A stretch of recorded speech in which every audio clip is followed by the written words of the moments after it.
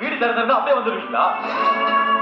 வெளியே போங்க, வெளியே போங்க.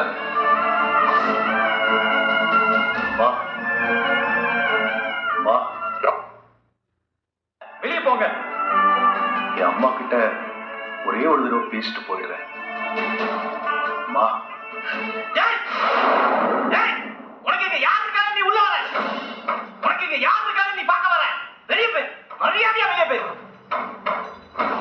இப்பதான் சாரிம்மா, இதுவரைக்கும் எல்லா பிரச்சனைக்கும் நான் தான் காரணம்.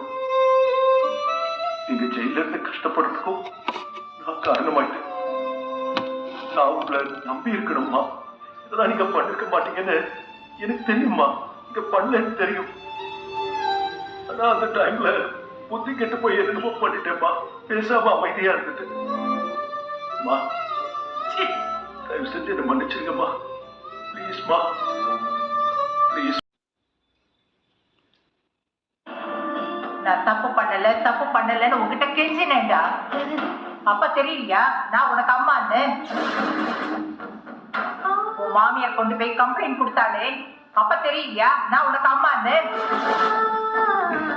உன் பொண்டாட்டி, உன் மாமியார், நீ எல்லாரும் சேர்ந்து என்ன கழுகு மாதிரி கொத்துனீங்களே, அப்ப தெரியலையா நான் உனக்கு அம்மான்னு? எல்லாரும் சேர்ந்து என்ன நடு தெருவுல நிறுத்துனீங்களே, அப்ப தெரியலையா நான் உனக்கு அம்மான்னு? பேசாத